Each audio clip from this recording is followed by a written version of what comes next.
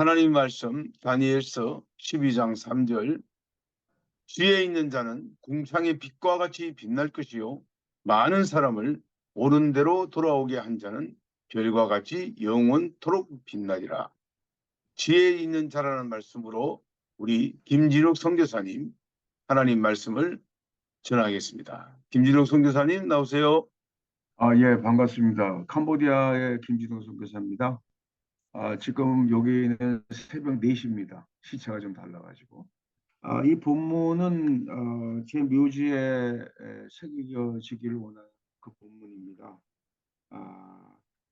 이제 땅의 티끌 가운데 자는 자들이라고 2절에서 표현을 하고 있는데, 결국은 육신이 죽은 자들이죠. 그리고 다시 흑이 되어 버린 자들, 육신이 죽은 자들이 다시 깨어난다고 본문에서 얘기합니다. 근데 2절에서 보면 영생을 얻을 자와 부끄러움을 입을 자로 나눠지는데, 여기 본문에서 지혜 있는 자는 많은 사람들 중에 영생을 얻는, 깨어났을 때 영생을 얻는 자에 해당이 되는데, 이 본문이 이제 3절에서는 많은 사람들을 옳은 대로 돌아오게 한 자, 많은 사람들을 구원에 이르게 한 자를 이렇게 지혜 있는 자로 표현을 합니다.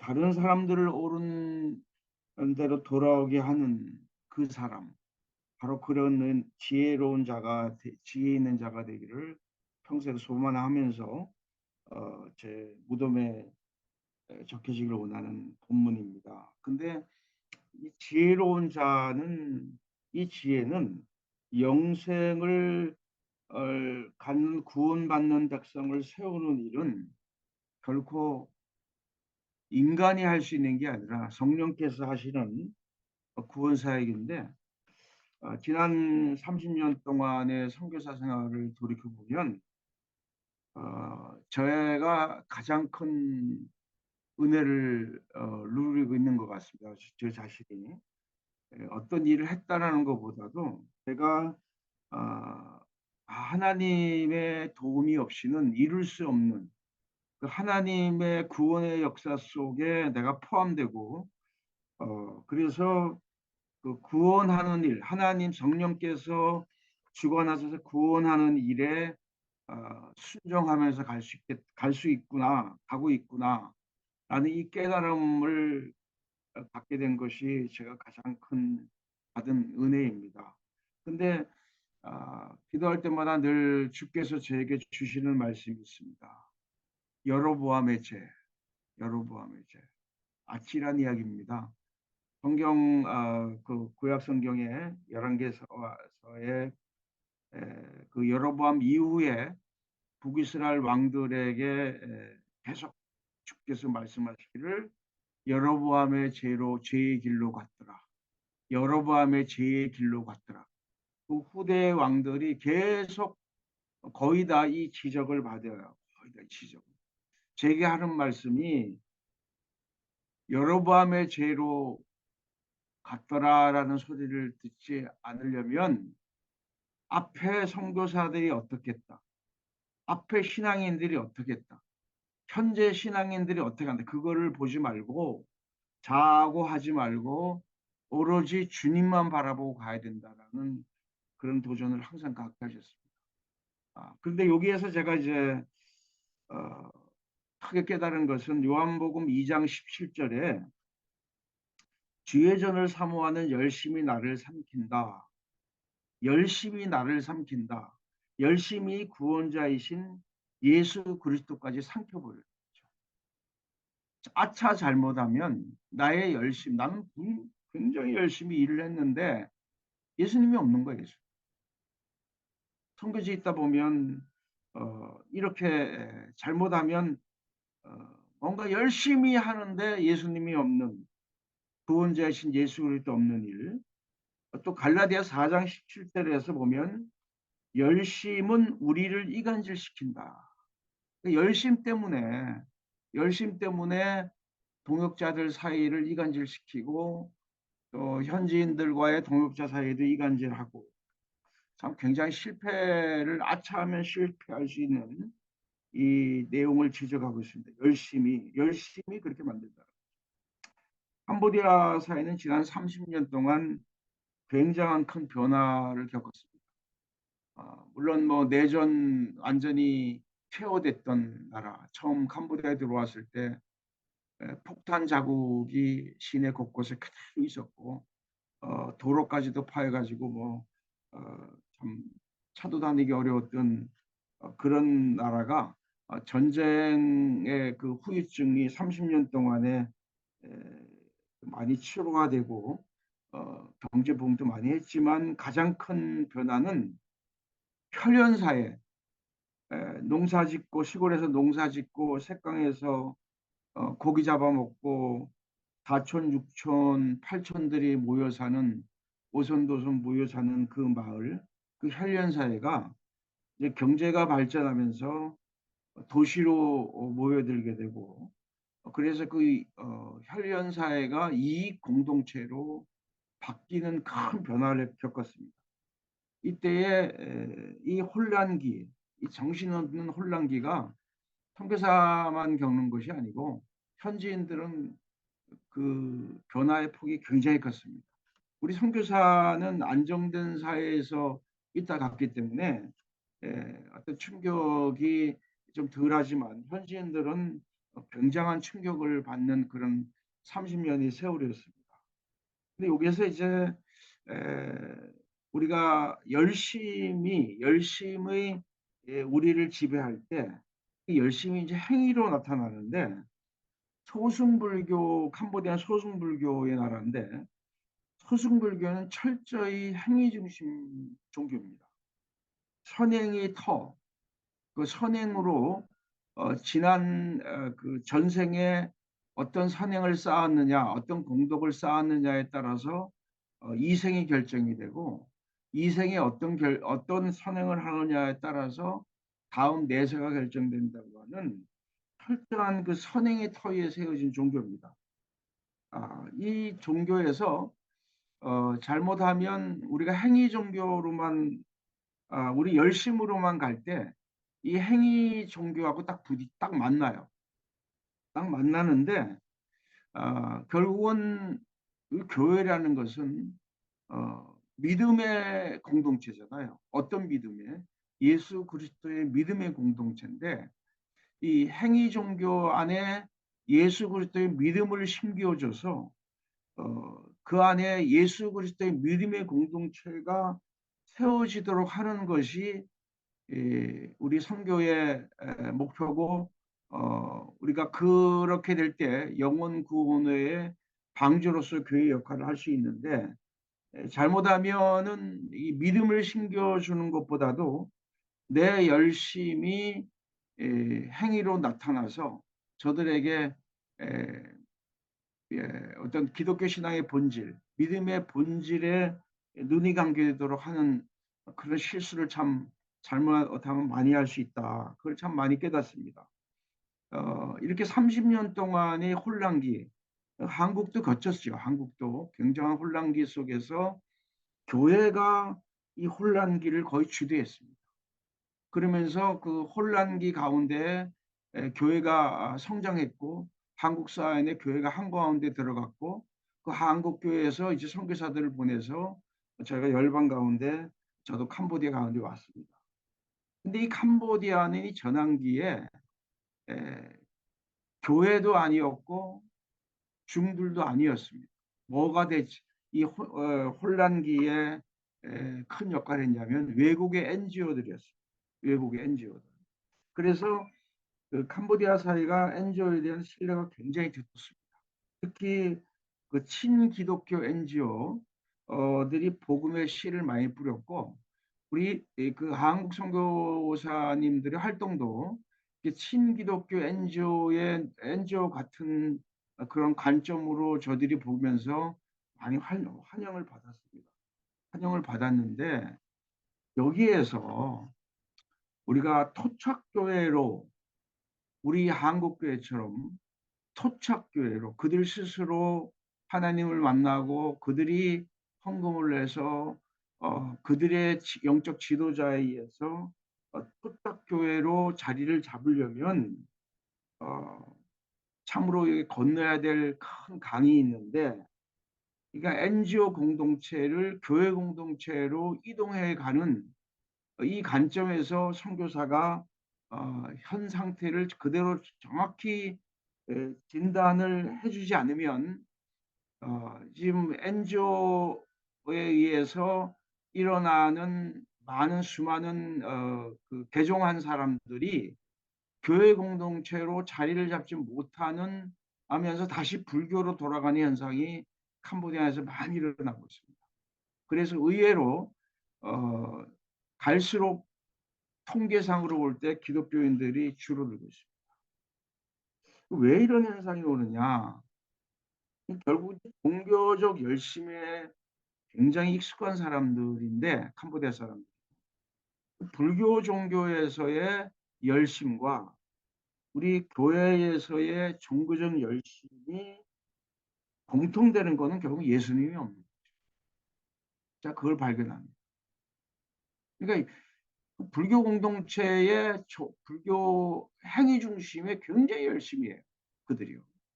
근데 우리 교회에서도 열심히 건물 짓고 열심히 해가 뭘 손에 안 잡으면 불안한 거 할 정도로 열심히들 일을 할 때 공통되는 거는 예수님이 없다는 거죠. 그 예수가 있어야지 교회가, 예수 그리스도가 있어야지 교회가 터가 세워지는 건데, 교회 건물도 세워지고 현지인 설교자들이 설교를 합니다. 그래서 밖에서 볼 때는 그럴싸하게 교회로 보입니다. 교회로 보이는데 참 정말 더 깊이 현미경처럼 바라본다면 강단에서 나오는 설교가, 현지인들의 설교가 예수 그리스도에 대한 믿음이 없는 거예요.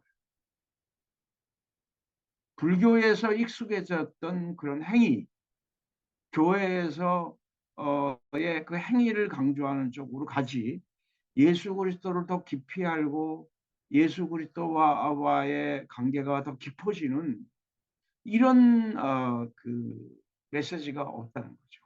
그리고 성경 이야기를 하는 것이 아니라 그들이 오랫동안에 불교에 젖어져 있는 성경 본문 하나 읽어놓고 그냥 자기들의 세상 이야기하는 거예요. 네. 어떻게 하면은 이 현지인들 목회자들이 이 문제를 극복할 수 있느냐?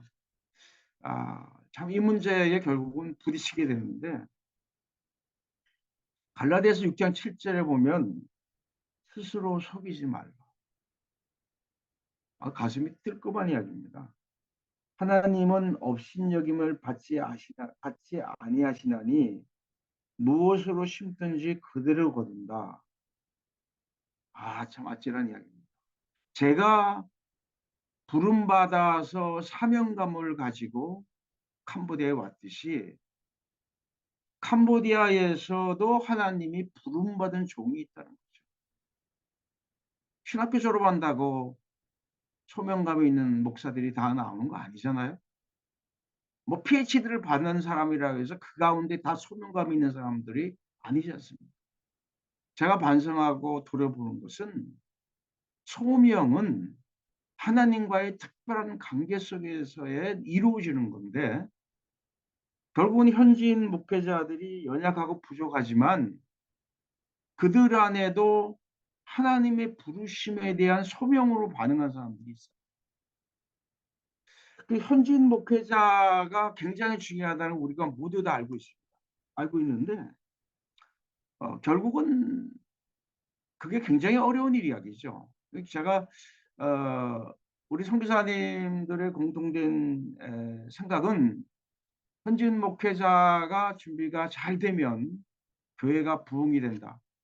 굉장히 맞는 답이고, 한국에서의 많은 목회 경험이 있는 분들이 오셔서도 그런 말씀을 하세요. 그런 말씀을 하시고, 수십 년 동안의 선교지에서 겪으신 분들도 동일한 얘기를 합니다. 현지인 목회자들이 중요하다. 현지인 목회자들이 잘 준비돼야 되면 선교의 열매도 맺는다. 그런데 누가 현지인 목회자들을 그렇게 준비시키냐. 결국 현지인 목회자들을 세우는 일, 준비시키는 일, 이 문제가 선교 과업의 숙제인데 지들이 모여서 어떻게 하면 우리가 고양이로부터 잡아먹히지 않느냐 회의를 합니다.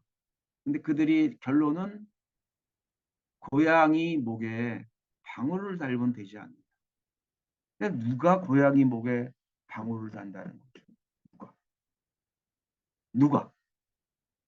현진 목회자들이 영적으로 여러 가지 면에서 우리 한국교회 목사님, 초대교회 우리 한국의 지금까지 선배 목사님들이 그렇게 존경받지 못하고 좋은 조건 속에서 오늘날의 목회에 이렇게 한국교회를 부흥시킨 거는 아니지 않습니까? 제가 그 선배 목사님들의 걸어온 길을 생각하면 너무너무 감사해요. 감사해요. 이렇게 선교사로 와서 생활비의 도움을 받을 수 있고, 그리고 그 교회의 본질에 대해서 접근할 수 있고, 너무너무 감사해요. 그런데 캄보디아는 선배 목사들이 없습니다. 전쟁 때 다 거의 다 죽었고, 없습니다. 지금 1세 목회자들이 목회하는 거나 아주 그 진배가 없는 상황입니다. 근데 이들에게 진짜 목양자의 모델을 누가 보여줄 수 있나요? 선교사입니다. 이들의 아픔과 이들의 고통을 같이 감당해 줄 수 있는 우리 한국교회의 초대교회 선배 목사님들이 걸어오셨던 그 길, 이제 그 길을 걷고 있는 현진 목회자들. 우리 선교사님들의 눈에 그들이 을이죠. 갑이 아니고 을인데 저도 모르게 그들에게 갑질을 하는 모습을 발견하면서 얼마나 많이 제가 목매어 울고 회개하는지 몰라요.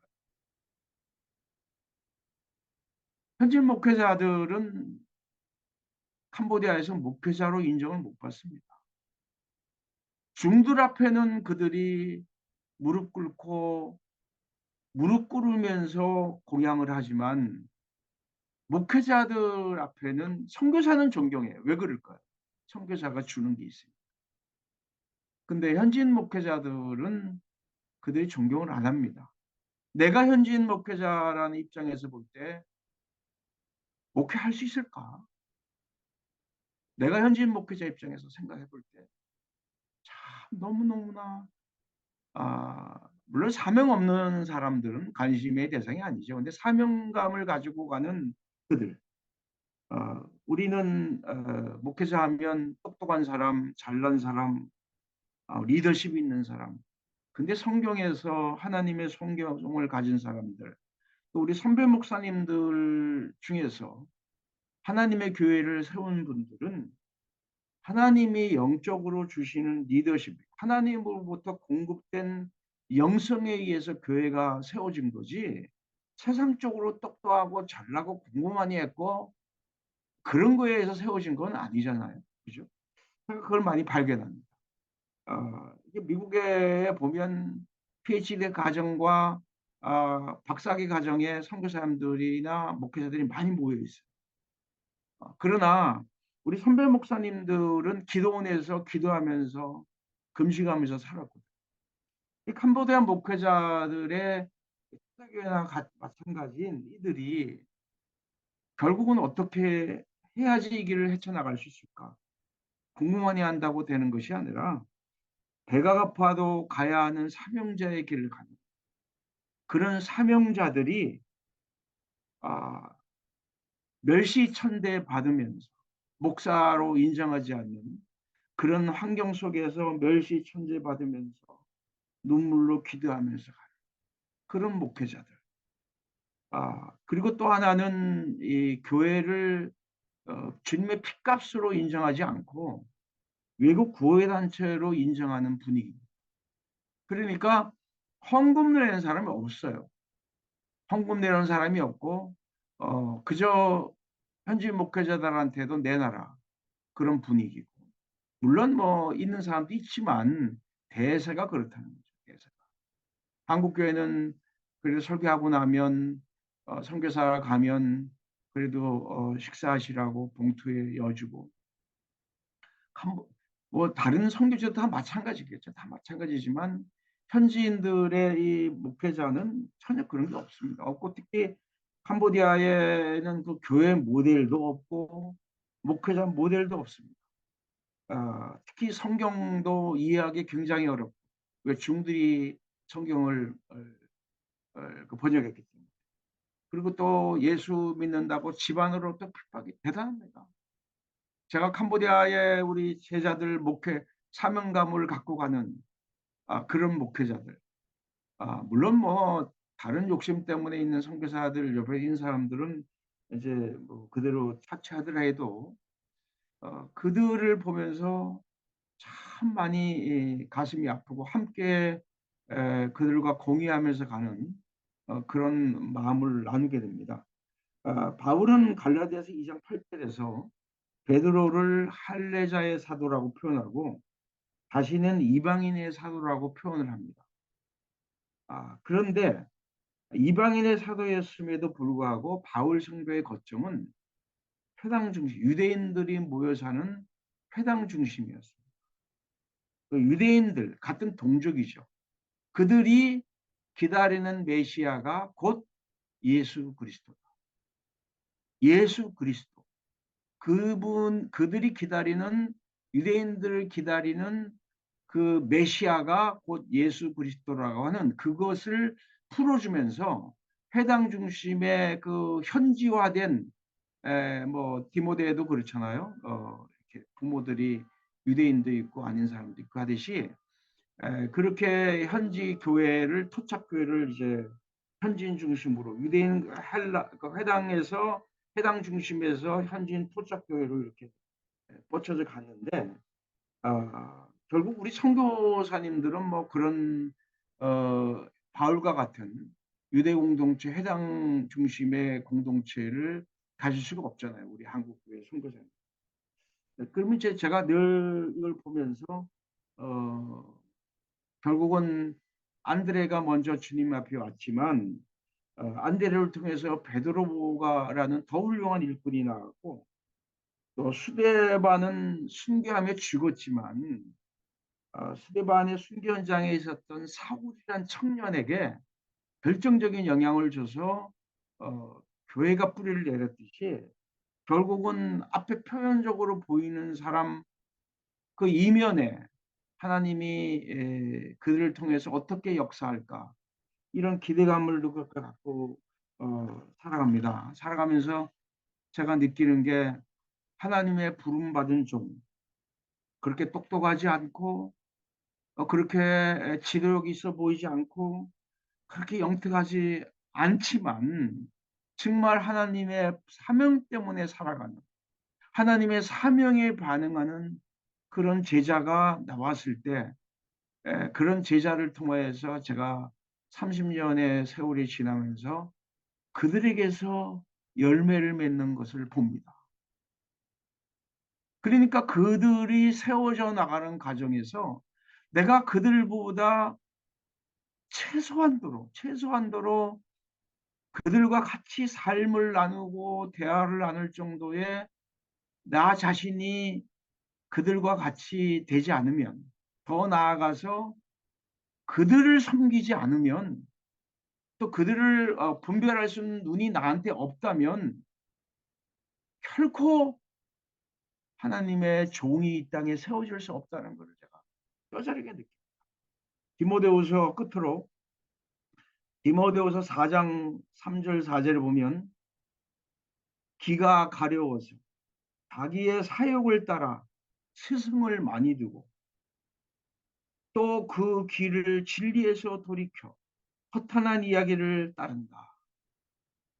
캄보디아의 목회자들이 가난하고 어려우니까 여기저기 다니면서 돈을 손 벌리고 다니는데 그들 중에서 나는 예수 그리스도 때문에 죽겠다고 하는 그런 하나님의 부르심 받은 자, 똑똑하지 않고 초라하게 보인다 할지라도 그 부르심의 반응을 읽을 수 있는 그런 내가 하나님 앞에 깨어있는 자가 되지 않으면 도저히 구원의 역사가 이루어질 수 없다.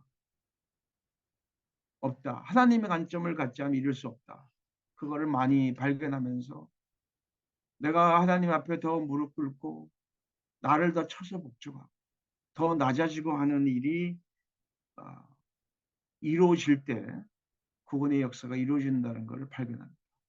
우리 여기 함께 하시는 우리 선배, 동료, 또 우리 후배 선교사님들, 아, 이런 점을 많이 부족한 종을 많이 끼워줘 주시고 함께 이를 위해서 기도해 주시면 감사하겠습니다. 우리 김준웅 목사님 말씀하셨듯이 그 선교 현장에 새로운 직업군이 있습니다. 새로운 직업군이 뭐냐면은 선교사들과 더불어서 사는 사람들, 뭐 통역을 한다든지 뭐 기도 등등 이렇게 해서 선교사들 곁에서 새로운 직업군이 하나 생기고 있는데 중요한 것은 선교사님들이 시건지책이 있는 그들에게 감동을 줄 수 있느냐, 선교사의 삶이 그들에게 감동을 줄 수 있느냐, 이것이 중요하겠죠. 뭐 예를 들어 기사라든지 뭐 비서라든지 뭐 가드라든지 이런 사람들이 뭐 선교사와 함께 직장으로 들어왔지만은 정말로 그들이 어, 가족과 같이 제자가 되어지겠는가? 그렇게 돼야 되는 거죠. 그렇게 돼야 선교가 되는 거죠.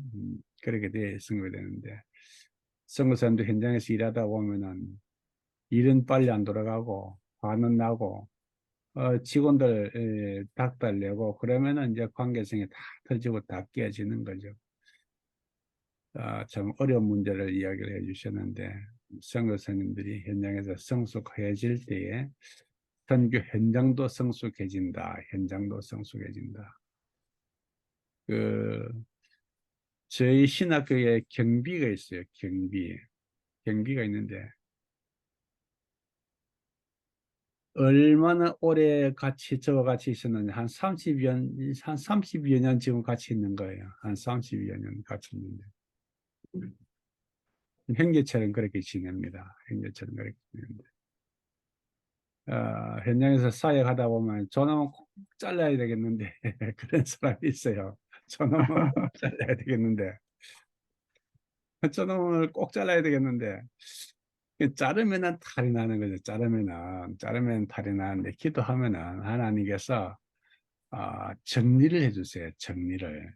내가 안 잘라도 지가 sap으려고 간다든지 또 뭐 지가 뭐 사고를 쳐서 미안해서 도망간다든지 그 하나님께서 정리를 해주셔야 되는데 내가 자르면은 탈이 난다. 그래서 주변 정리를 잘하는 것이 선교를 잘하는 비결이다 이렇게 생각할 수 있겠습니다.